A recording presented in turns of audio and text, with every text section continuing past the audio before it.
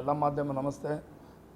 ಇವತ್ತು ಕನ್ನಡ ನಾಡಿನ ಬಗ್ಗೆ, ಕನ್ನಡ ಭಾಷೆ ಬಗ್ಗೆ ಏನು ಭಾರತ ದೇಶದ ಒಬ್ಬ ಖ್ಯಾತ ನಟ ಕಮಲ್ ಹಾಸನ್ ಅವರು ಹೇಳಿಕೆ ಕೊಟ್ಟಿರ್ತಕ್ಕಂಥದ್ದು, ತಮಿಳು ಭಾಷೆಯಿಂದ ಕನ್ನಡ ಭಾಷೆ ಹುಟ್ಟಿಕೊಂಡಿದೆ ಅಂತಕ್ಕಂಥ ಒಂದು ಹೇಳಿಕೆಯಿಂದ ಇಡೀ ಕನ್ನಡ ನಾಡಿನಲ್ಲಿ ಒಂದು ಪ್ರತಿರೋಧದ ಒಂದು ಹೋರಾಟಕ್ಕೆ ನಾವೆಲ್ಲ ಕನ್ನಡಿಗರು ಅಣಿಯಾಗ್ತಾ ಇದ್ದೇವೆ.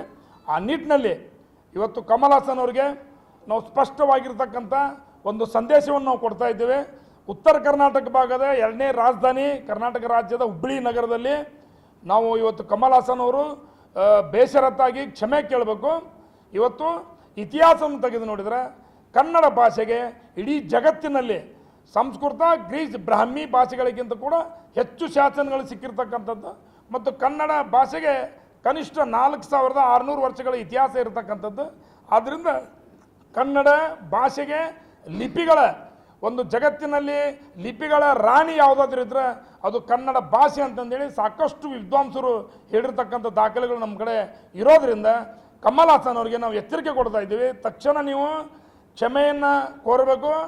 ಕನ್ನಡ ನಾಡು ನುಡಿ ಮತ್ತು ಕನ್ನಡಿಗರಿಗೆ ಅಪಮಾನ ಮಾಡಿದ್ದೀರಿ, ಇಲ್ಲ ತಮ್ಮ ಒಂದು ಹೇಳಿಕೆಯಿಂದ ಹಿಂಸರದೆ ಹೋದರೆ, ತಾವು ಕ್ಷಮೆಯನ್ನು ಕೋರದೆ ಹೋದರೆ ಇದೇ ಒಂದು ಜೂನ್ ತಿಂಗಳಲ್ಲಿ 5ನೇ ತಾರೀಕಿಗೆ ಏನು ತಾವು ನಡೆಸಿರ್ತಕ್ಕಂಥ ಚಿತ್ರ, ಮುನಿರತ್ನ ಅವರು ನಿರ್ದೇಶನ ಮಾಡಿರ್ತಕ್ಕಂಥ ಒಂದು ಥಗ್ ಲೈಫ್ ಅಂತಕ್ಕಂಥ ಚಿತ್ರವನ್ನು ಹುಬ್ಬಳ್ಳಿ ನಗರದಲ್ಲಿ ನಾವು ಆ ಥಿಯೇಟರ್ ಮುಂದ್ಗಡೆ ಪ್ರತಿಭಟನೆ ಏನು ಮಾಡಿದ್ದೀವಿ, ಆ ಚಿತ್ರವನ್ನು ಪ್ರದರ್ಶನ ಮಾಡೋಕ್ಕೆ ಕೊಡೋದಿಲ್ಲ.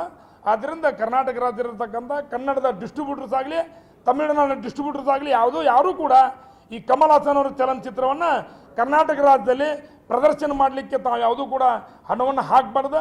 ಯಾವುದೇ ರೀತಿಯಿಂದ ತಾವು ಚಿತ್ರ ಪ್ರದರ್ಶನಕ್ಕೆ ಕನ್ನಡಿಗರ ವಿರೋಧವನ್ನು ಕಟ್ಟಿಕೊಂಡು ಏನಾದರೂ ತಾವು ಚಿತ್ರ ಪ್ರದರ್ಶನಕ್ಕೆ ಬಂದರೆ 100ಕ್ಕೆ 100ರಷ್ಟು ನಾವು ಹುಬ್ಬಳ್ಳಿನಲ್ಲಿ ನಾವು ಆ ಒಂದು ಕಮಲ್ ಹಾಸನ್ ಅವರ ಒಂದು ಚಲನಚಿತ್ರವನ್ನು ಪ್ರದರ್ಶನ ಮಾಡಕ್ಕೆ ಕೊಡೋಂಗಿಲ್ಲ ಅಂತಕ್ಕಂಥ ತೀರ್ಮಾನವನ್ನು ಮಾಡಿದ್ದೀವಿ. ಉತ್ತರ ಕರ್ನಾಟಕ ಭಾಗದಲ್ಲಿ ಎಲ್ಲ ಕನ್ನಡ ಪರ ಸಂಘಟನೆಗಳು ಕೂಡ ಅದನ್ನು ನಿಷೇಧ ಆಗೋ ರೀತಿಯಲ್ಲಿ ಕೆಲಸ ಮಾಡಬೇಕಂತ ನಾವು ವಿನಂತಿ ಮಾಡ್ಕೊತಿದ್ದೀವಿ. ಇವತ್ತು ನಾವು ಹುಬ್ಬಳ್ಳಿ ಮತ್ತು ಧಾರವಾಡದಲ್ಲಿ ಮತ್ತು ಉತ್ತರ ಕರ್ನಾಟಕ ಭಾಗದಲ್ಲಿ ಆ ಒಂದು ಕಮಲ್ ಹಾಸನ್ ಅವರ ಚಿತ್ರವನ್ನು ಪ್ರದರ್ಶನ ಆಗಲಿಕ್ಕೆ ಕೊಡೋದಿಲ್ಲ ಅಂತಕ್ಕಂಥ ಮಾತನ್ನು ಹೇಳ್ತಾ ಇದ್ದೀವಿ.